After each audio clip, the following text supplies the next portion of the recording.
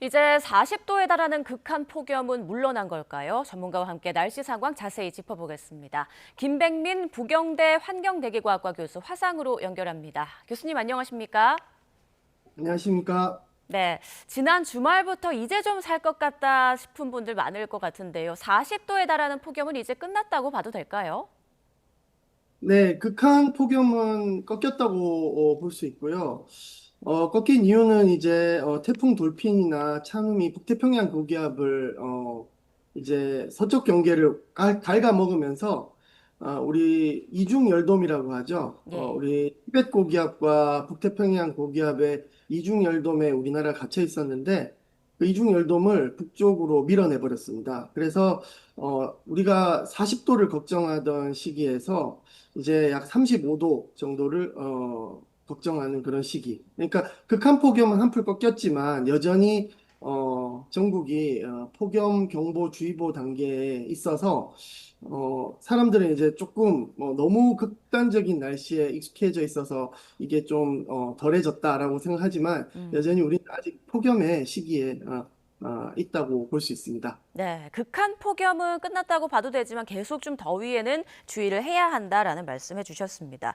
그런데 앞선 주말에 강원과 경북 동해안에는 폭우가 쏟아졌잖아요. 피해도 속출했는데 이번 비의 원인은 뭐라고 볼 수 있을까요? 네, 가장 근본적인 원인은 우리나라 주변 해수면 온도가 평년에 비해서 2, 3도 높아서 바다가 굉장히 뜨거운 상태였습니다. 그래서 수증기가 매우 풍부한 상태로 머물고 있었는데 그게 열돔 효과에 좀 가려져 있다가 태풍 돌핀이 우리나라 남쪽을 이렇게 지나가면서 반시계 방향으로 동풍을 공급했고 그 동풍이 굉장히 많은 바다의 열기를 강원도 지역에 뿌려버렸습니다. 그래서 예. 산맥을 만나면서 이렇게 급상승하면서 매우 강한 폭우가 쏟아져 내렸던 걸로 보입니다. 네, 결국 태풍 돌핀의 영향으로 우리 서쪽 지역의 더위는 조금 식혀졌고 동해안 쪽에는 많은 비가 내렸다 이렇게 볼 수 있겠네요. 자, 이렇게 맞습니다. 올여름 극한 폭염 아니면 극한 폭우가 나타나고 있는데 이런 극한의 날씨가 뉴 노멀이 됐다라는 얘기가 나오더라고요. 교수님께서도 동의하시나요?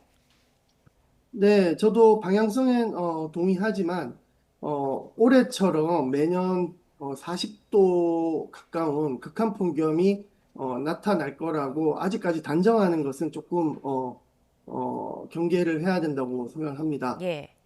우리가 기온이 1도 상승할 때마다 바다에서 수증기가 약 7%씩 증가하기 때문에 수증기로 우리나라가 가득 차 있다. 여름철에는 이렇게 보시면 되고요. 그래서 폭염과 폭우가 엇갈려서 나타나는 그런 시기로 이제 접어들었다고 보고요. 매년 40도라기보다는 40도를 볼 확률이 매우 높아졌다. 예. 이렇게 생각하시면 될 것 같습니다. 그렇군요. 기상청 분석에 따르면 최근 10년간 폭염 시작일은 과거 10년에 비해서 더 빨라졌고 폭염 종료일은 더 늦어졌다고 하는데 결국 여름이 길어졌다라고 보면 될까요? 네, 우리나라 폭염 일수는 과거에 약 열흘 미만 8.3일 정도 됐었는데요. 예.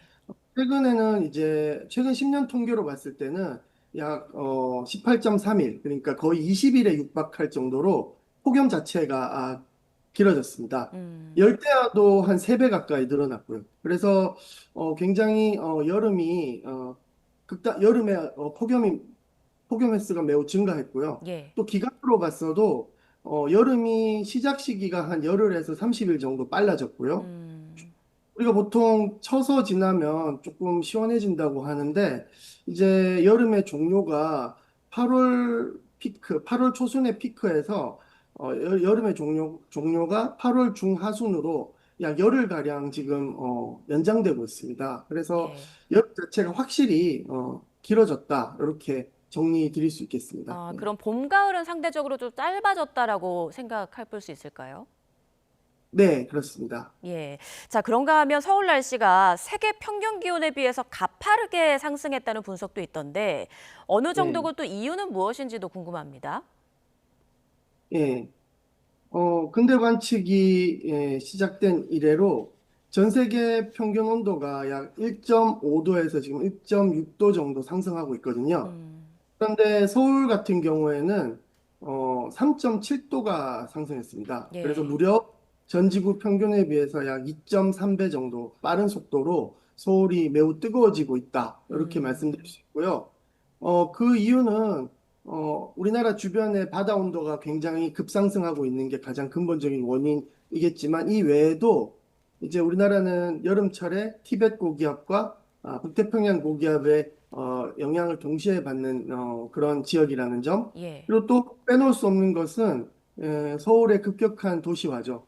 이러한 도시화 현상으로 인해서 열돔의 세기가 매우 강하다. 이렇게 말씀드릴 수 있겠습니다. 네, 세계 다른 나라들보다 유독 서울 평균 기온이 높아진다고 하니까 좀 우려가 많이 되는데요. 일단 서울 열대야는 지금 누그러졌지만 제주 지역 같은 경우에는 34일째 열대야가 이어지고 있습니다. 한 달 네. 넘는 열대야가 흔치는 않은 것 같은데 지금 남부 지역 폭염 상황 전반적으로 어느 정도 수준인가요? 네. 어, 우리가 이제 작년도 보시면 서울 지역에 굉장히 오랜 기간 동안 열대야가 있었습니다. 한 달 예, 가까이 있었고, 그 올해는 이제 남부 지방으로 양산의 42도를 비롯해서 이 폭염의 강도가 매우 세고요. 예. 일시적으로 지금 서울을 비롯한 경기도 지역이 좀 시민들이 숨통을 트일 정도로 좀 서늘한데요. 그 이유는 기본적으로 북서쪽에서 건조한 공기가 들어와서 온도는 여전히 높지만 건조하면은 시민들이 상대적으로 이렇게 시원하다고 느낄 수 있거든요. 예. 그런데 남부지방 같은 경우에는 북쪽에 어떤 찬 공기가 들어와도 남부지방까지 내려오지가 못합니다. 아, 그래서 예. 여전히 우리나라 대부분의 지역이 아직도 열대야 상태고요. 그리고 폭염주의보 경보 상태가 지속되고 있어서 남부 지역은 계속 지금 폭염과 열대야가 음. 지속되고 있다고 말씀드릴 수 있겠습니다. 네, 남부지방은 폭염에다가 가뭄까지 이어지고 있어서 더 걱정인데요. 위성에서도 바닥을 드러낸 저수지가 또렷하게 보일 정도라고 하더라고요. 심각한 가뭄의 원인, 뭐 복합적인 게 작용을 했을 것 같은데 좀 설명해 주시죠. 네, 올해 한 가지 특징적인 현상이 장마가 남부 지역에 비를 못 내리고 바로 중부 지방으로 점프를 해버렸습니다. 예.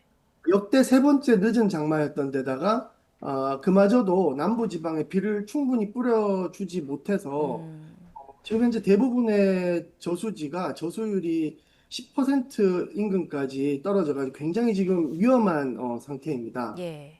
땅이 마르면 마를수록 태양 에너지가 더욱더 지면 가열에 사용이 되거든요.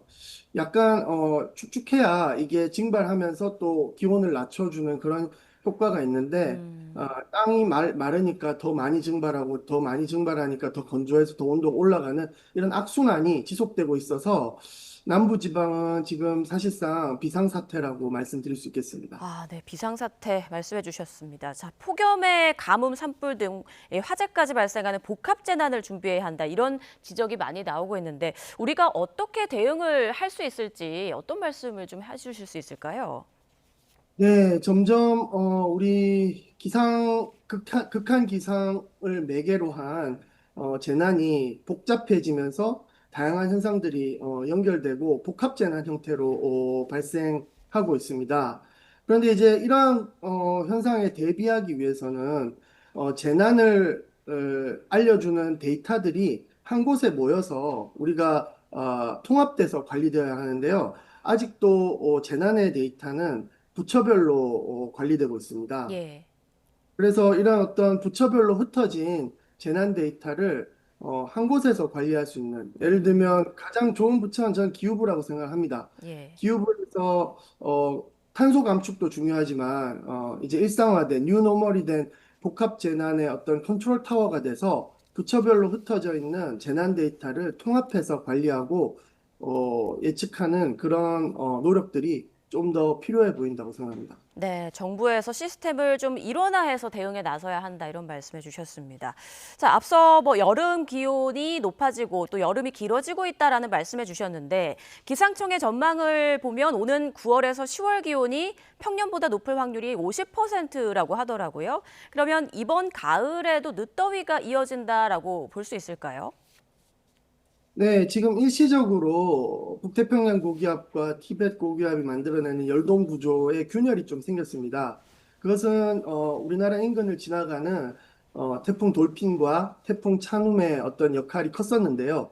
이 태풍이 지나가고 난 다음에 우리 기상청도 그렇고 ECMWF라는 유럽의 중기예보 센터에서 바라보고 있는 관점도 8월 중순 이후 8월 말경부터 다시 이런 어떤 북태평양 고기압과 티벳 고기압의 세력이 좀 살아날 수 있다라는 예측을 하고 있습니다. 예. 그래서 절대 안심할 단계가 아니고요. 그렇다고 해서 이제 40도까지 올라가는 그런 폭염은 한풀 좀 꺾였다고 볼 수 있고요. 그러나 이제 문제는 열대야죠. 열대야와 35도 수준의 폭염 특보 수준의 폭염은 다시 한번 8월 말에 나타날 수 있고요. 물론 아직도 해제되진 않았으면 좀 더 강도를 강하게 나타날 수 있고요. 이러한 어떤 열대야는 9월 중순까지도 지속될 수 있어서 아. 좀 우리가 많은 대비가 방심하지 말고 좀 우리 시민들도 대비를 해야 될 것 같습니다. 네, 열대야가 9월 중순까지 이어질 수 있는 만큼 건강 관리에도 좀 주의가 필요할 것 같고요. 여러 가지 달라지는 날씨에 우리의 여러 대책이 좀 필요할 것 같습니다. 지금까지 네, 김백민 부경대 환경대기학과 교수와 날씨 전망 짚어봤습니다. 교수님 고맙습니다. 감사합니다.